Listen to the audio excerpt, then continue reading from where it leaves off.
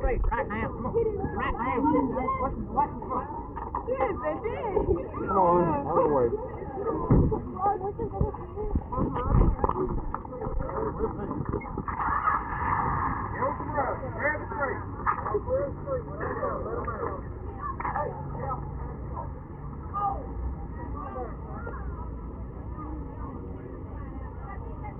Lower car.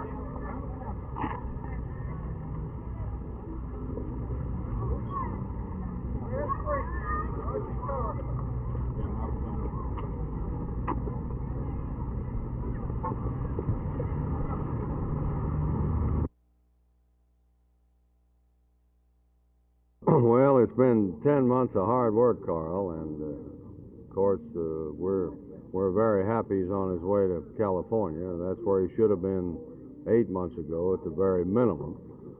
When Justice Black handed down his decision this morning, he reaffirmed my faith in the federal judiciary, I'll say that.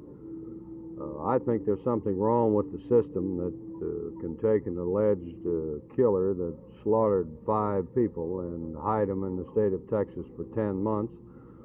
It shocks my conscience, and I would hope that it would awaken people to the need of some law that would expedite things of this nature.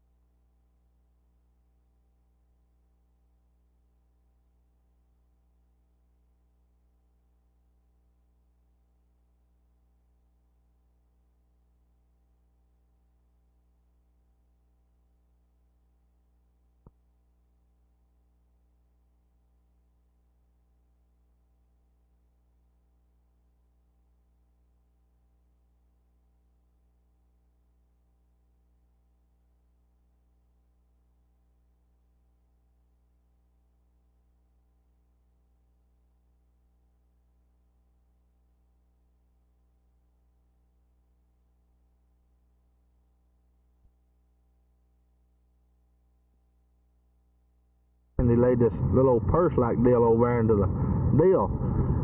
And she pulled it in there, and she waited a couple of seconds, you know, and he stuck his left hand out the door, and he started pointing to her, you know, telling her. I guess he was telling her what to do.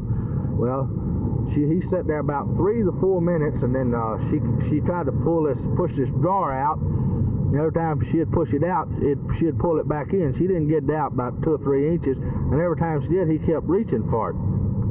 Well, she finally done that about 6 times. Well, she finally got it out there, and he reached over and got a paper sack, a brown paper sack, took it with his left hand, put it in the car. Then he turned back to her, and she pushed the drawer out again, and he got his little old bitty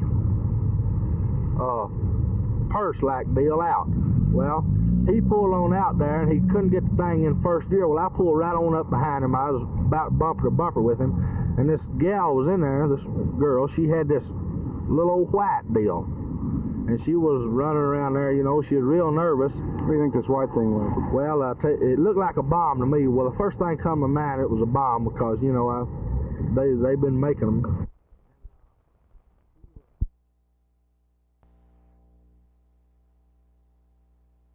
We certainly are not in a position to say we don't care, because we do care. As a matter of fact, we have just allocated funds for an additional resource, which is another distribution warehouse in East Dallas.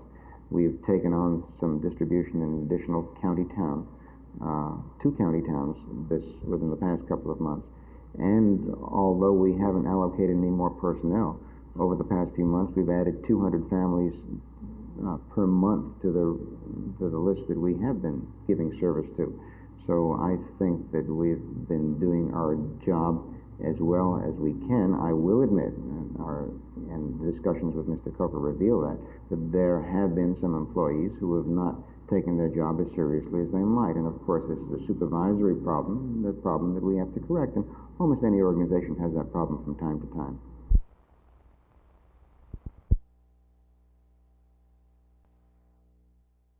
We think we've done a pretty good job so far. Let me say, first of all, that we have been working now for 6 to 9 months through our community council on a priority study. And we hope when this is concluded, which will be in the near future, to know exactly where we should be spending our money, what services are needed, and in what areas. So when that's done, we think we'll really know. However, we've done some quick checking since our meeting yesterday, and we find that overall we've got a good many agencies who do work in the Mexican-American area, that we are spending over 5% of our budget and over 5% of our units of service in service to Mexican-Americans, which is more than their population share. So we think that over the years we've tried to do a good job in this area. But again, we're willing to take a look and see how we're doing.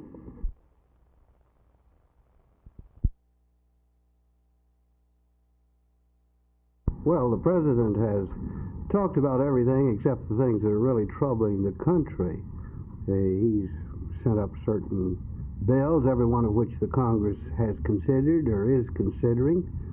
But the things that are troubling the country are the fact that we have the highest interest rates we've had in 100 years, the most unemployment that we've had in 10 years, and we are in the first recession that we've had since before the Kennedy administration. There are also stories going around, we'll say, that you will be the next Speaker of the House. Now, you've been in the House since 1954 and have worked no, both 1946, excuse me, and worked both with Rayburn and McCormick. How do you feel about being the next Speaker of the House, the possibility of it? Well, it's the greatest job in the United States. I just hope I'm up to it.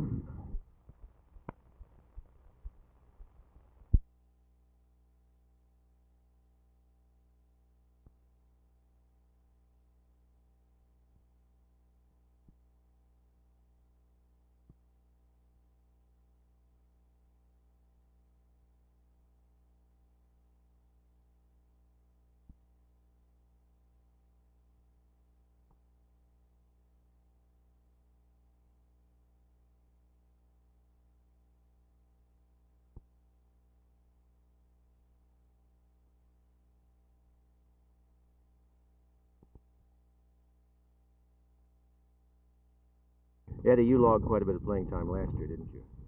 Yes, sir. At the first of the season, except for the last 2 games, that is, I played probably most of the last half on a lot of the games.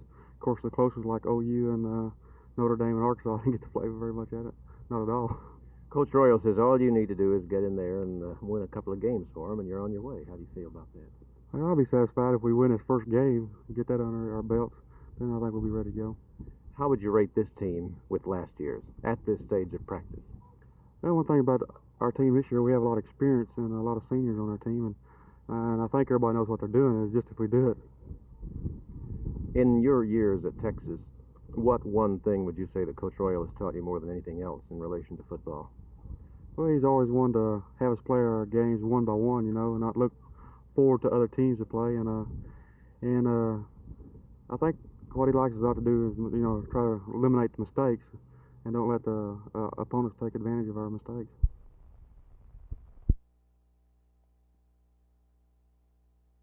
I think on offense we would have to name David Taylor quarterback because he's the key to our offense, and as he goes, I'm afraid the rest of us will go. We think he has a lot of possibilities of being a good one.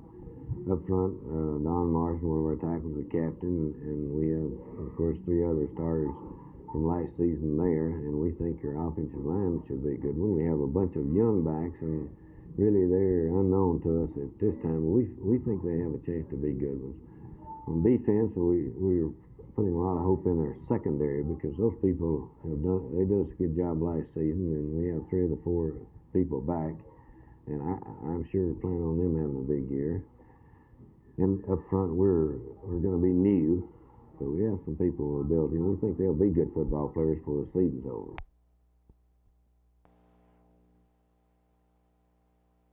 We have lots of young boys, of course, but they should help us out quite a bit, especially next 2 games, first 2 games, they'll develop enough experience to really come top-notch for us. You feel if you get past your first 2, then you'll have a nucleus for a good season? Oh, man, we really will. After this UTA game is going to be something else. It's going to be quite a game, and I think a lot of these sophomores ought to really get lots of experience in this game, and that's going to carry them through all the way through the season. In adjusting to running back, do you have to kind of look out of the corner of your eye, or is it more concentrated effort in playing that position as opposed to yours of last year? No, sir, I don't believe it. There's a lot more to it. I mean, you've got, like I say, you've got something to do every play, whereas it's split in, you don't. Well, you've got something to do when you're playing football every play. I don't care where you are on the field. But you're right there in the middle of it when you're in the backfield, and a lot depends on what you do or things like this, blocking as well as running the ball and catching. Bill Burnett classifies himself as a slashing runner, a reckless runner, excuse me, and he says he knows how to get hit. I mean, he can take the tackle. What's your experience along these lines? Well, Bill does a real good job running inside as well as outside, and actually I've never played in a game at running back. A game, I mean, where it's really going full speed. So I don't know how I'll do running inside. And as far as slashing, we'll have to see. He'll come the 12th, I think.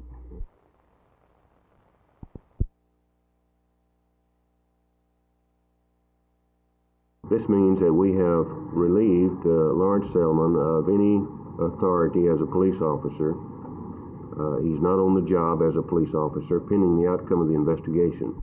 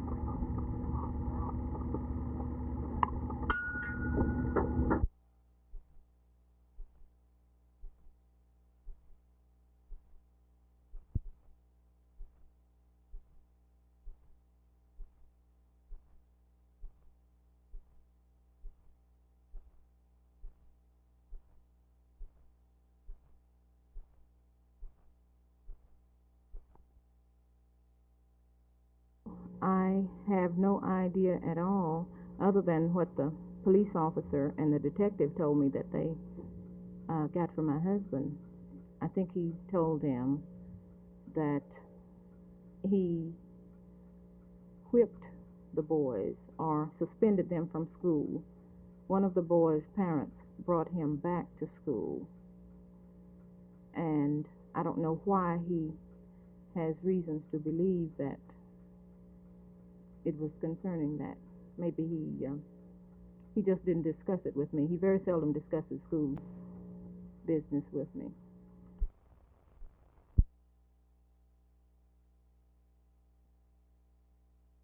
The council has two or three decisions they can make, one of them being to put the budget as is to the people, let them vote on it, or number two, to amend the budget, reduce the tax schedule, or turn the budget back to the 68 figure and start all over again.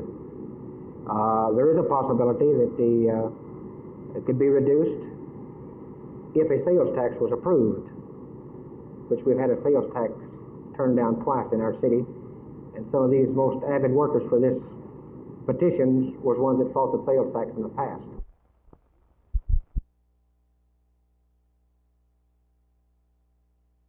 Well, I think the city made a mistake, Teal. I feel that I know the majority of the citizens wanted more for our safety programs. Well, I took a pretty good hard look at the budget. The city manager went over it with me in some detail and answered the questions I had in mind, which were very few. The people of Dallas, especially the property owners, will remember this at the next city election. The budget as proposed included what I considered vital and necessary city services, and there was no way that I could see reducing this tax package without reducing services, and this I don't believe the citizens are ready for.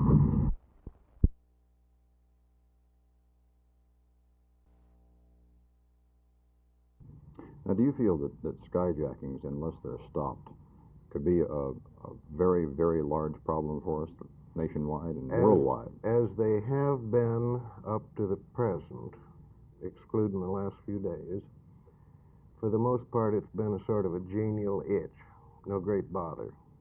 The public's had a lot of laughter out of it, and the government's had a lot of furor into doing a lot of important stamping around.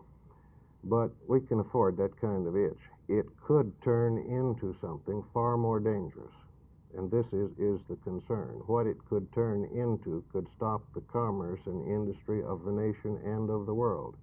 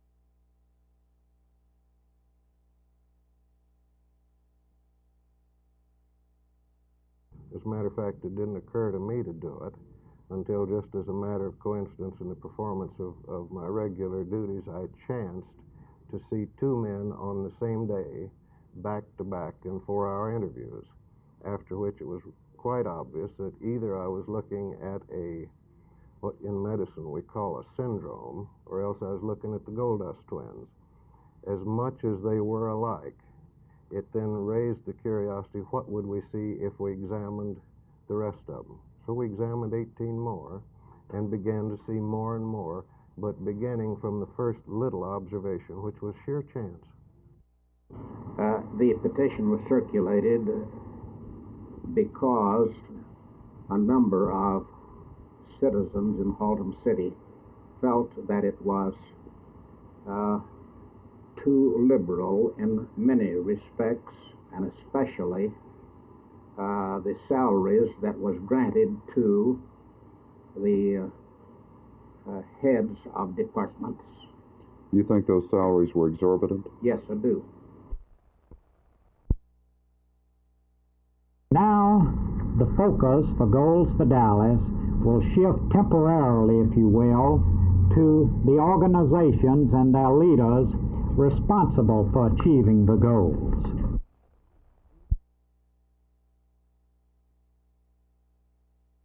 The 1970 University of Arkansas Razorbacks returned 30 lettermen, 7 offensive and 6 defensive starters for the 1970 football year.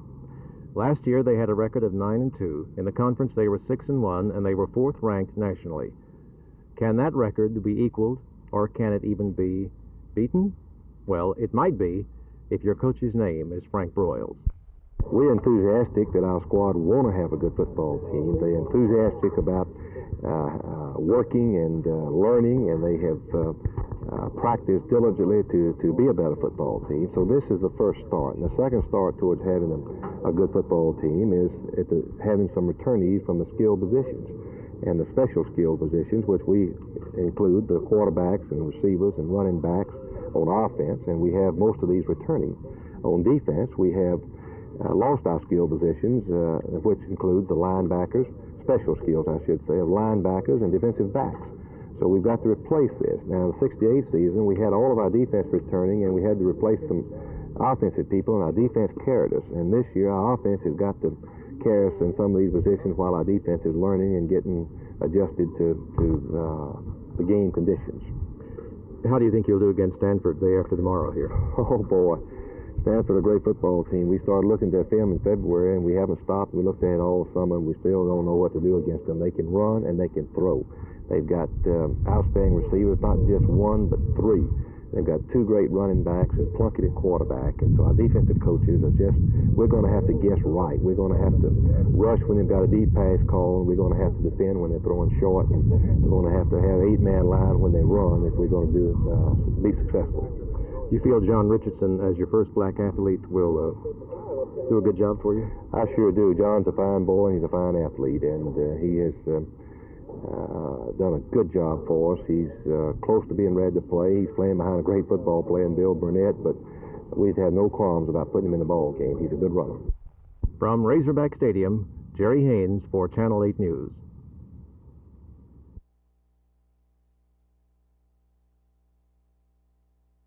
We are in support of Mrs. Higgins and the Block Partnership Group.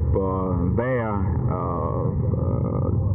purpose, as I understand it, is to get design changes on the highway that will make it acceptable to them, so that the highway will not depress property values, so that it will not serve as a breeding place be elevated and serve as a breeding place for crime and criminals, so that it will not disrupt the community, so that it will provide some benefits to the people as well as those who will be traveling the highway.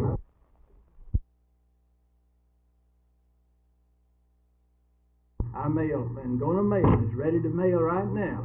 The first day of October to everybody that registered last year, a application to re-register. And all they have to do is to sign their name to it and send it back. And if there's any corrections in there, and then you get up here and say it's hard to register in Texas.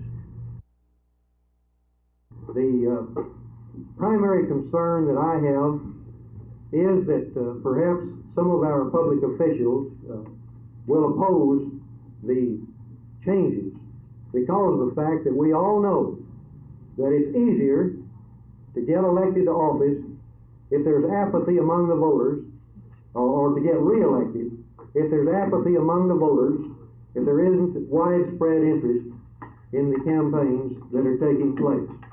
Also, legislators have been able to, in the House of Representatives, have been able to remove some of their strongest opposition, the opposition that was strong in the past, by holding the elections in May and June.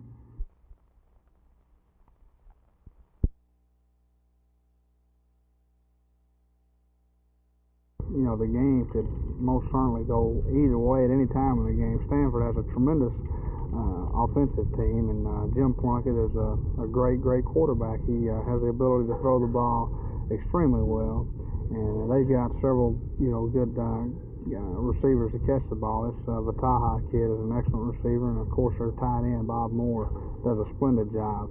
But that's going to be for our defense to worry about, and not for me. So I think primarily our offense has to be concerned with a defense that last year was extremely tough against the running game, and experienced last year a little bit of difficulty against the pass. But I think now they've seemingly, with the alignment that they reported and gone to now, they're trying to get a little more balance in their defense and try to give some support to their passing defense.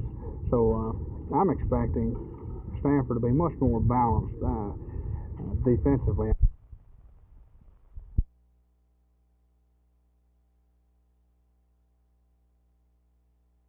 We're running out of a pro set this year with VRT options, so that it will let Jack Mildren and our fast backs and receivers do what they can do best, and we'll be real good on offense and questionable on defense probably. Now, Mildren had a great day against Iowa State last year, didn't he? Yes, he did. He completed 13 passes for 221 yards against the Cyclones. 2 of those were to wingback Jeff Nordgren last year, and Nordgren has since been moved to the secondary where he'll play against SMU. And then Jack also completed one here to Steve Zabel, our tight end, for 47 yards. That was probably his best day passing last year.